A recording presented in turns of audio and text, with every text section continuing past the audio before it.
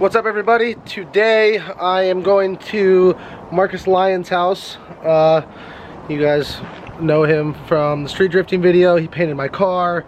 He's been in a bunch of videos. He picked me up in California when I moved back to Oregon, but his car is finished, and you guys kind of saw it in the street drifting video from a few days ago, but we didn't really get to talk about it or anything. And I don't really have anything going on today, so I figured I'd go over to his house, have him go over his car, and you could get an inside look at his 1J Vvti S13 hatch. I'm also bringing my bike just in case I get a chance to ride. It's kind of nice out. But yeah, we'll head to Marcus's in Vancouver right now. Scott's letting me use his truck. Thank you, Scott. So usually when I'm driving somewhere to meet up with somebody or headed to like an event or something, I'll like put some music over me driving and stuff. But I thought I'd try something a little different today to kind of pass the time until we get to Marcus's house, or I have to stop and get fuel. I said I'd talk about music a little bit, and I haven't done that yet. I don't know if I want to devote a whole vlog to talking about music, because obviously a lot of you people out there aren't going to enjoy the same kind of music that I do. And most people think that I listen to like rap, and well, most of the BMX kids think I listen to like rap and stuff, which I do a little bit, but I'm pretty picky when it comes to hip hop. But I listen to like a lot of hardcore, and I'll listen to a lot of like pop punk. There's two albums that have come out in 2016 that I fucking love. Both bands from the Midwest. One of the bands is called Bent Life, and if you don't know who Bent Life is, check them out. They have a Bandcamp. They're on iTunes. But the new album is super good. And then Expire dropped a new full length called With Regrets in 2016. I think it came out a couple months ago. I don't know. I just got it though, and I love it. The first song, it's called on the full length, is called Fighting the Slip, and it's pretty normal. Like it's not any different than other Expire stuff if you listen to Expire, but it's fucking amazing. It's catchy like all their shit. So if anybody's watching this and you guys are into like hardcore pop punk, fucking put something in the comments you think I should listen to, and I'll check it out. Definitely. I'll maybe I'll give a little preview in this video when I edit it of those two albums that I just mentioned. I can't put more than 10 seconds of a song from Expire or Bent Life or any signed band in my videos, or it'll get flagged and the sound will be muted, or my video will be deleted. So we can't do that. But I'll put a little bit in, just a little tease, and you guys can go to their like Instagram, Bandcamp, or iTunes and check out their shit, because it's really fucking good.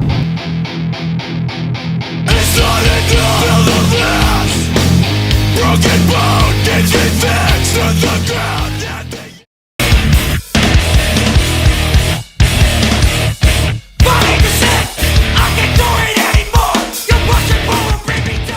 Just pull up to Marcus's house, and he's out there washing his car. What a good guy. Look at that thing. Beautiful. Hood Rich Blue Flame! Made it to Marcus's. He washed his car, got it all pretty for you guys. This is where we painted my kit. Marcus painted my car and my kit, and we decided to paint our cars the same color because we're homies like that, no homo. My new car for next year, I'm painting my car, it'll be the same color. I wasn't really gonna say that or say anything about the new car, but it will be the same color. Sticking with it. We've got the color figured out. Marcus knows how to lay down the paint. I just have to convince him to paint another car for me, which I haven't even talked to him about that yet. But Marcus, we paint my car?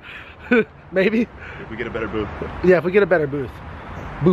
So yeah, this is Marcus's S13 hatch. Marcus loves S13 hatches. He doesn't like anything else. He's had a lot of them, and he built this car in like what, 5 months, 4 months? I mean, realistically like 2 weeks, but it was spread out over 4 or 5 months. Just yeah, 2 weeks of like hard work, but it was spread out over like 5 months. So this car is kind of unique. This is basically just a drift car, but it has full interior, and Marcus refuses to drive a car that does not have full interior, so he does not have a cage, but that's all right. He doesn't really drive any events where you would need a cage. Back seats and everything. Pretty crazy. Vacuum, huh? That's all right, dude.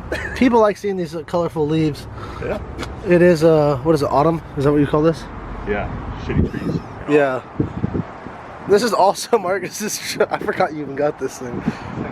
Yeah, can we drive it? For the culture? Alright. Well, anyways, we're going to get into this, and I'll have Marcus talk about the car a little bit. It is pretty simple. It doesn't have some crazy motor like Justin, but it is a beautiful car. Full, like, Type X kit. Is that what it is? It's GP Sports. GP Sports? Yeah. Okay. Well, yeah, we'll start at the front and work our way back. Alright, so even though the engine doesn't have a lot done to it, just kind of give the viewers like a rundown of the cooling. That's really all that's aftermarket on it, but just it's the most basic as you can get. And I messed up terribly when I ordered the motor. Yeah, I was gonna have to talk about this. It's a JZS 171, which is Toyota Crown Athlete 110 something, not a 110. Not a 110? No. And it's a terrible life choice. It was cheap, and I saw that it had like what I thought was a mechanical throttle body. Not the case. Yeah, what is it? Drive-by-wire. Still works fine, so I guess I can't really complain about that. But the wiring was a little bit more difficult, right? There's no diagrams on anything, so basically I spent a few hours and too many beers, like power probing and trying to figure everything out. Help from Scott, Caleb's roommate, help from Devin Bergen that's done a bunch of JZ swaps. It was kind of a pain in the ass because nobody really knew what the fuck was going on. Yeah. But yeah, after trial and error and more error, figured it out, got it running. My best advice, don't order something with drive-by-wire. Yeah, exactly. It's terrible. And also, a lot of my viewers ask how hard it is to do a 1J swap in an S13. Now, I've never done one by myself, so I'm the wrong person to ask, but Marcus did this whole swap right here in his garage, 99% by himself. So, how hard is it to do the swap? Like, what is the hardest parts? What's the easiest parts? Easiest parts, buying all the shit. Yep. Hardest part, spending all the money. Yeah, oh, yeah, true. Excessive came through with motor mounts, tranny mounts, driveline, shifter extension, all that good stuff.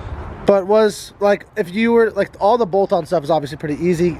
The engines fit all right. Like, you have to bang, if you have an R154, you have to bang out the tranny tunnel a little bit, but it fits pretty good. Yeah. So all the bolt-on stuff's pretty easy. You'd say that wiring is probably the hardest, especially in your case? If you've never done it, and you're not just buying, like, a plug-and-play harness from Panic Wire or Chase Bays or whoever, then yeah, it's a pain in the ass. But other than that, pretty easy. Switching over the fuel lines, that was kind of a struggle. And you don't necessarily have to do that to the viewers. You don't have to switch over those fuel lines, but it is smart because otherwise your fuel lines, your fuel filter and your lines will be right here next to the downpipe and the exhaust housing, and it gets very hot. So that could lead to potential fire. Maybe detonation. Yeah, maybe detonation. Hot gas, who knows?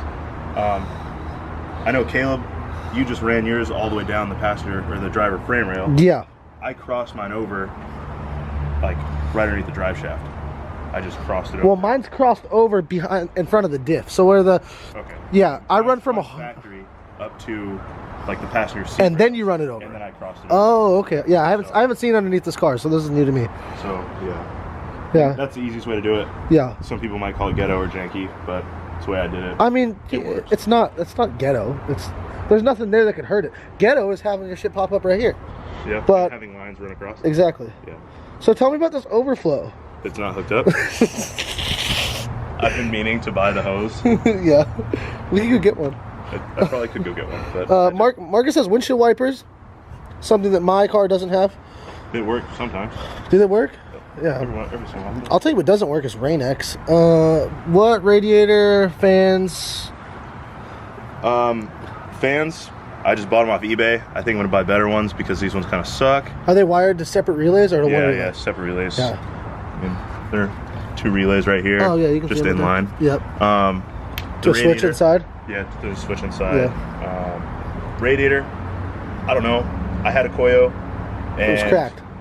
Had a crack in it. Yep. So a buddy of mine had this with some crazy thermal paint on it for like $40. It kind of looks dope. Yeah, I mean, It runs like 10 or 15 degrees cooler with that paint on. Dude, there. not to mention this engine bay color. You can't. If it was sunny out right now, you guys could really see this. But this is one of the first things Marcus painted on his car before any of the body parts. It's real dusty and dirty. Yeah, but it is beautiful. The flake in it, kind of like our paint, which you can't see because it's a cloudy day. But you guys know what my car looks like. It's the same thing. His is actually nicer because he cut and buffed his car. I didn't do that. But it still looks good. Still looks good. It looks really good in pictures. Looks pretty good in real life. Suspension in the front. What, coilovers? Sadly, Megan's. Yeah. I'm probably gonna buy some better coils. I just haven't really cared. Yeah. What front control arms, knuckles? The front control arms were already on it. They're just extended stocks. I think they're extended an inch, boxed in and all that. Like Wicked Tuning tension rods. What is it? The Pop Shop? Yeah, Pop Shop knuckles. Yeah, Pop Shop knuckles. It's the same. It's the same knuckle that I have on my car. It's a PBM rep. It's a front drop knuckle. It's PBM jig. Yeah. With like a couple of little geometry points changed. Yeah. All gusseted in. They're nice. They're solid. I mean, they dry well too. So. Yeah, they're a solid knuckle. Yeah. Is the subframe modified? No, subframe stock. Okay. I just did the Air One rack tie rod like spacer things. The offset tie rod spacers, yeah. Just did that. I don't have those. I need those. Huh. I've never driven with them before, so I don't really know how much shit changes with that. Yeah. But they were on the car when I got it, so I just kind of stuck with them. Z32 brakes. Yeah, Z32 brakes. Some S14 5-lug all the way around. We can just pretend these are works. See our lies. See our lies. Hey, also, so Marcus just finished this car, but he was talking about selling this car to possibly build something a little bit crazier, a little bit cooler, a little bit different. And I don't know if he is really. Are you set on? Would you sell it? $8,000. The money's right. Yeah, $8 grand. You can buy this car. I mean, it's well worth $8 grand. That is for damn sure. So just finished. I've heard it rip before. I mean, where else are you gonna find a 240 with a 1J with full interior? I mean, come on.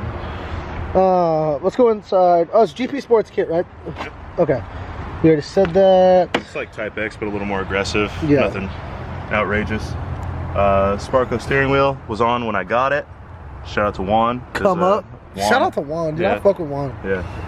I think Juan bought that like when it came out 5 years ago when he first had this car. I could probably do a little more to make things a little nicer in here. You know, my professional Mexi paint. Was it nail polish? It might be. I just all the vents were painted. I kind of went through and tried to fix a couple little silver points in here, but does your e-brake work? Yeah, of course. Stock cable. Yeah, none of that hydro foo-foo. S14 seats. Yeah. Back seats. Seatbelts that don't work. Fuck a seatbelt. Alright. One thing with the JZ swapping an S13 is he doesn't leave you much room for a battery, so you usually relocate it to the trunk or behind the seat if you don't have back seats. You could probably run like a small Braille or an Odyssey up in the engine bay, but I didn't. I wanted like a full-size battery, so I just bought. This box ain't no joke. I eBay all the things, so this is like the mid-grade on eBay, so I went for it. What fuel pump do you have? Walbro? Yeah, Walbro 255? I believe so, yeah. Yeah. Alright, well, if you were to keep this car and you don't sell it to one of my viewers, what would you like to do? Not see our lies. Really? Let me buy these if you don't. Let me get them if you sell it. And then the other thing that might happen if I do end up keeping the car is going to be a big single AEM and hopefully get rid of this monstrosity of a throttle body here. Are these Z32 in the back too? No, those are stock S14. That's what I got S13, too. S14, it's all the same. Yeah. You just run an S14 rotor with the... Yeah. All the arms in the back are stock. I got everything brand new in the box. What'd you get? It's all battle version stuff. Oh, nice. I just haven't. It's a lot of work to put on all your arms. I've been meaning to go get an alignment. Alright, I think that about sums it up for Marcus's car. Taylor's gonna make lunch now. Shout out to Taylor. This is her car back here. I haven't really ever like even showed it. I won't show it right now because it's not pretty yet, but it will be pretty here soon. Another thing that I wanted to mention, Marcus's girlfriend Taylor, she makes custom shift boots. And this just goes right on your shifter. It'll go under the like plastic in the center console. Is your car unlocked? She has one in her daily. I'll try and show you guys if it's unlocked. Yeah, check this out. So it just fits in there just like that. She does a bunch of different custom ones. You can hit her up. I'll put her Instagram on here and you can like send her a DM or something if you want a custom one. She has some up on her big cartel right now. They're actually these three. There's this one with the kitties for all you ganja smokers out there, and some cherry blossoms. And you can buy these off her big cartel. I'll put it in the description. If you guys have any questions to ask her, just hit her up on Instagram, or is there an email on your big cartel? Yeah, or just email her on the email that's in the big cartel. So check those out, pick one up. I know there's a lot of you that watch my channel that don't just have race cars and want their cars to look nice and pretty. I definitely wouldn't mind having one if I had something other than just a race car. So once I get a daily, I'll throw one in. You guys will see it on my car. I'll throw together a few clips like I did with Justin's car at the end of this. So make sure to not turn it off until you see that. But hope you guys enjoyed Marcus's car. Like I said, he built this car basically in 2 weeks over the course of about 6 months. And it's turned out pretty fucking good for 2 weeks of hard work. And has not caught on fire yet. So make sure to follow Marcus on Instagram. I will put that right here. Follow Taylor on Instagram just cause she makes good lunch. Put that right here also. And don't forget to like, subscribe, comment. I'll see you guys next time. Peace.